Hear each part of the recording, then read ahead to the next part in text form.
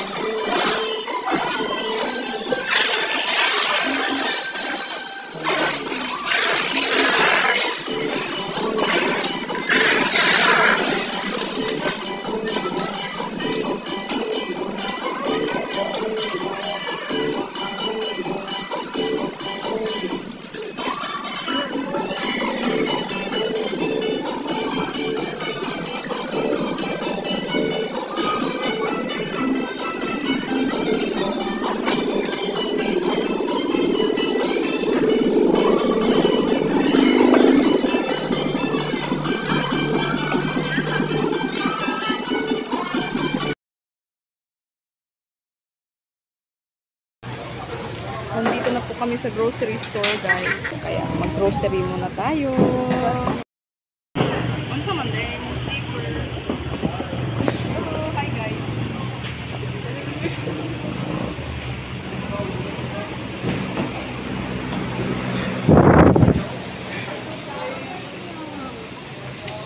Jerry ko ano, corn beef.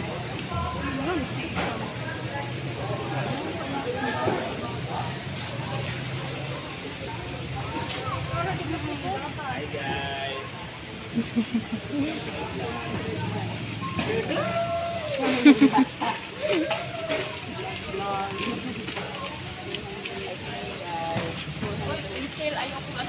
I love makintil. Walang isa. Wala na yung 2 kilos.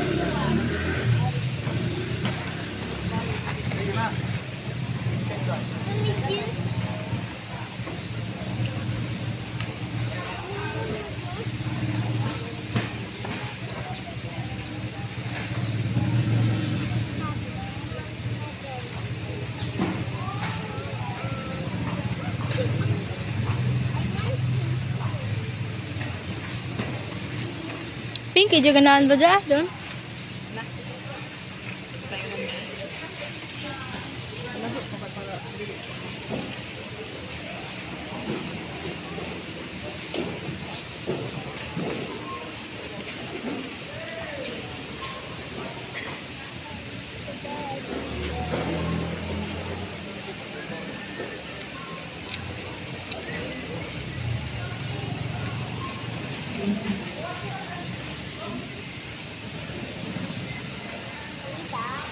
Yes. Smile. Smile, alay. Shh, tanya, ito bang giri, oh?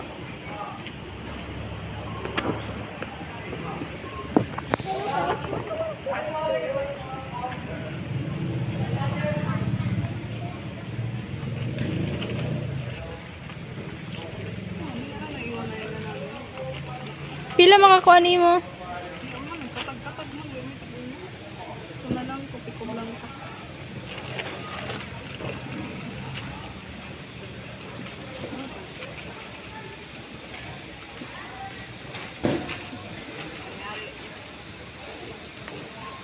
John, unom katunga. 5 organic no? 5. Aw.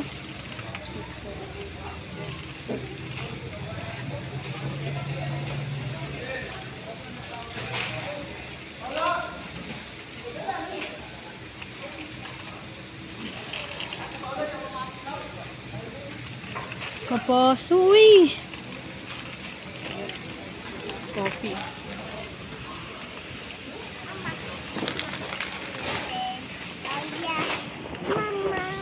Dia pernidya. Wala Nutella.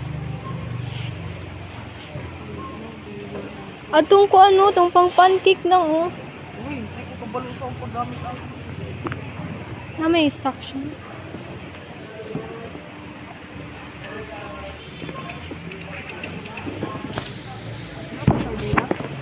Uy, ano?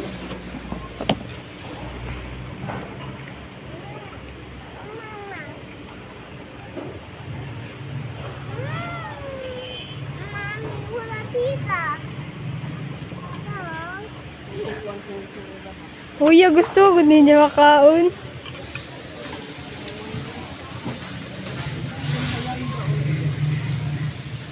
It's not good for you. Jari ko ano. Kuan, John Crunch, gani. John, sa panang tawag na.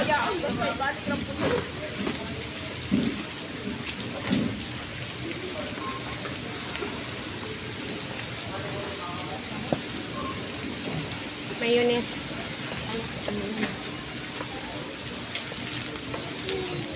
I'm hungry.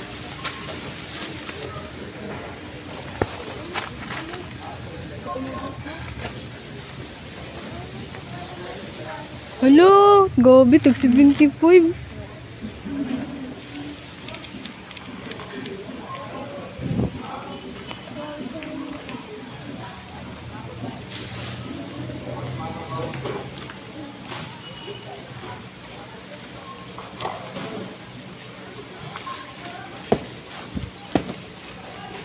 Hala, di ko ano. Iska ko, tagpilak ka na. Napasagira ko maghanap kayo. Kita niya ang sundo. 130 blasting. Yes. Na, ditad niya.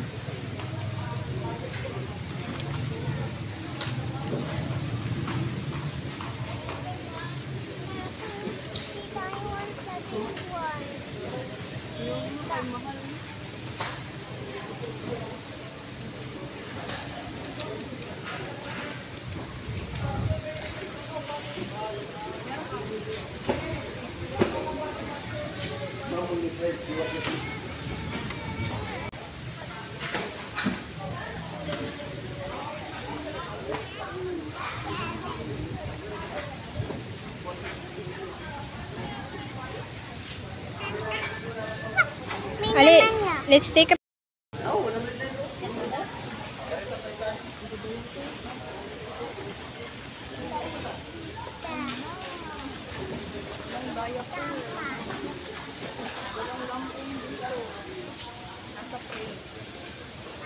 Sa printo ito mga kapalipog ko.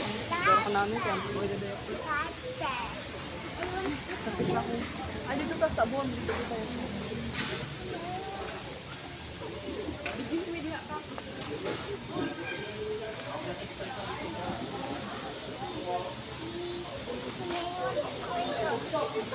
Hamok na for you mo dahil. Di ara ka dahil. Manak ko sabon.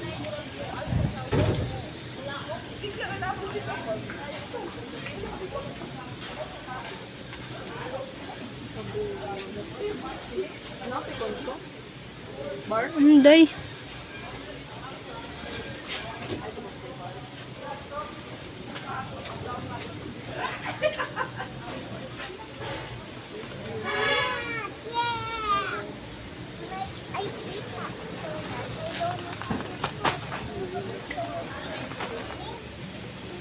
May paliton palain. O shampoo. Shampoo. Mommy, one more again?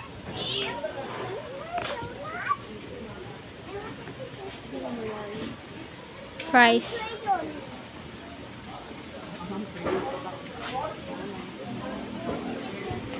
Bye-bye.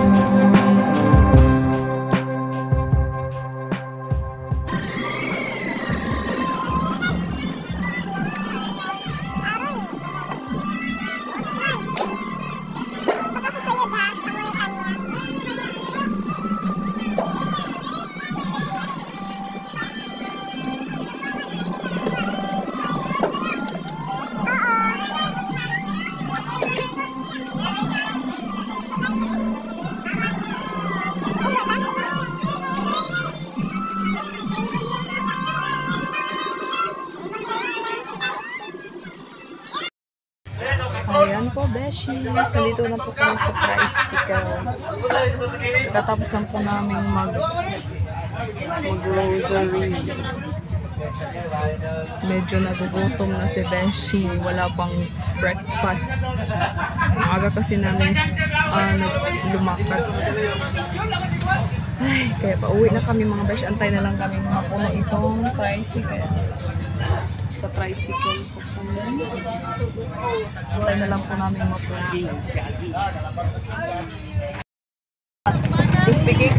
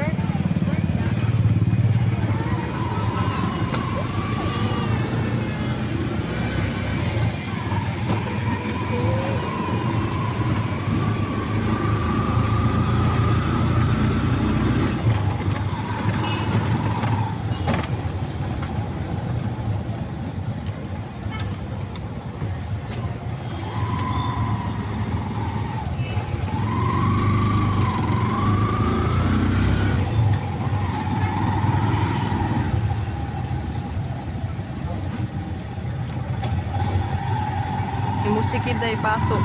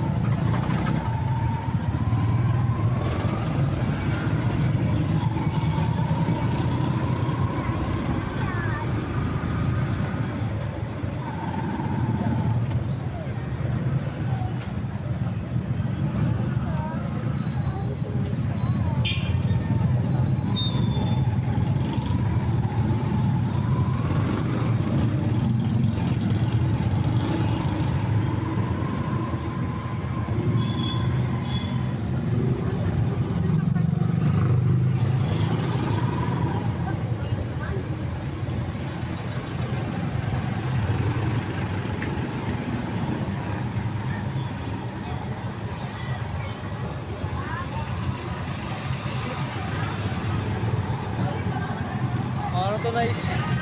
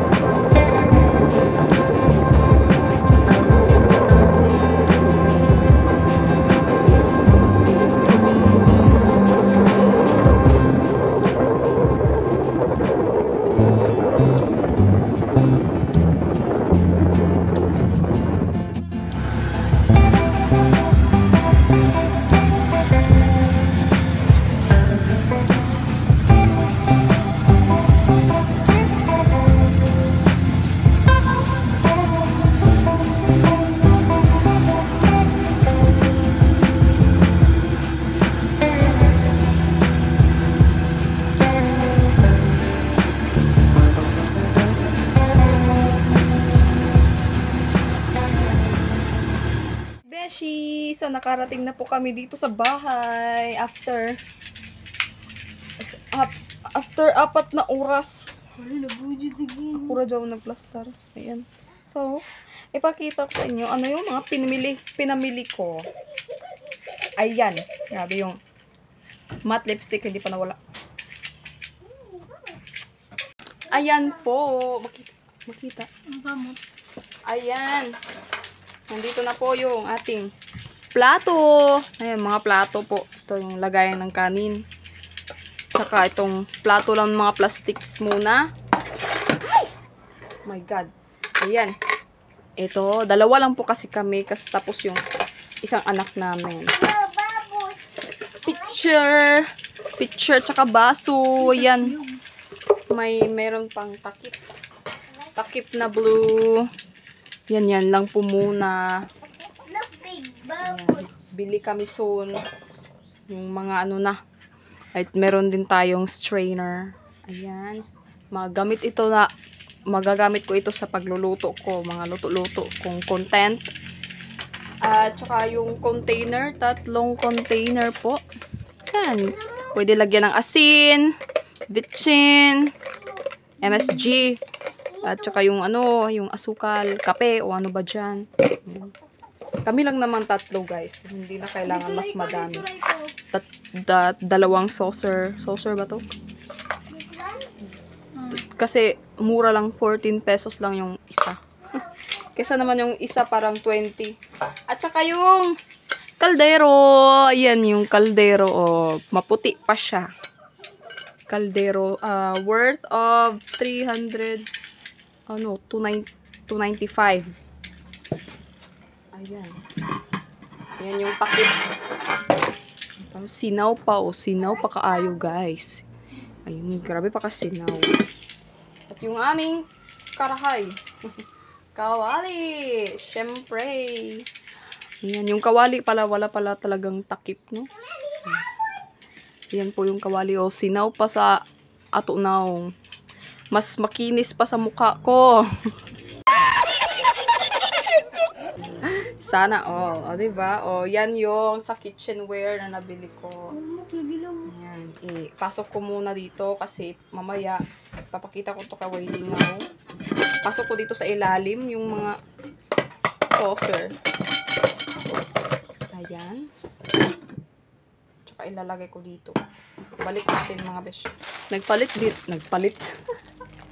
Bumili din ako ng disposable plastic gloves. Kasi kapag may niluluto ako, lalo na kapag gamit yung kamay natin, yan.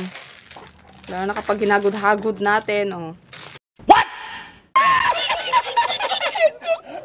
Ito gagamitin ko, plastic gloves. May pasok na natin ito. Balik natin mga besh. Kasi kapag lilipat na kami ng bahay, ayan, dadalhin namin ito. Ito muna. Dahan-dahan lang muna. Sa susunod, mga mga dining set, furniture. Sana all. Kapag makakasahod tayo sa YT. Ayan.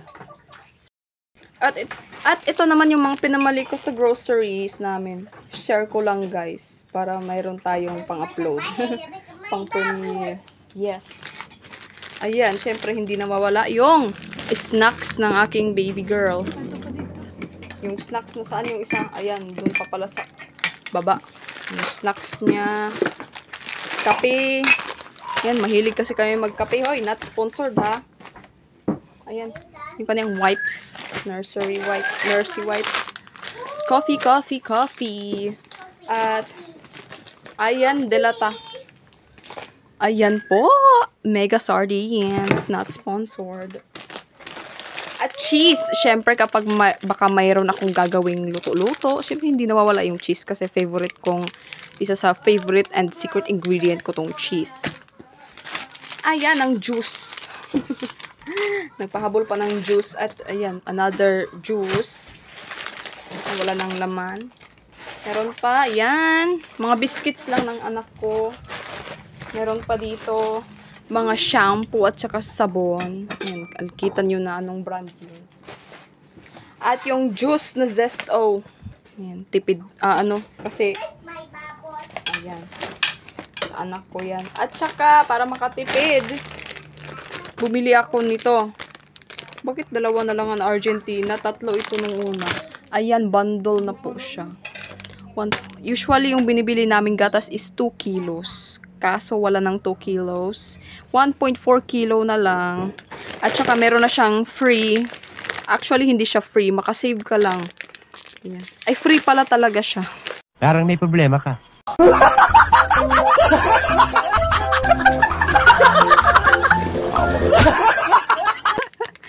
Free, save as much as 70 pesos. Dalawang Argentina. Mahal yung Argentina dito, guys. So, 410 lang ito. Ito. Babos. 410. Kinabahan ako kanina kasi pag punch sa cashier, biglang nag-2.5.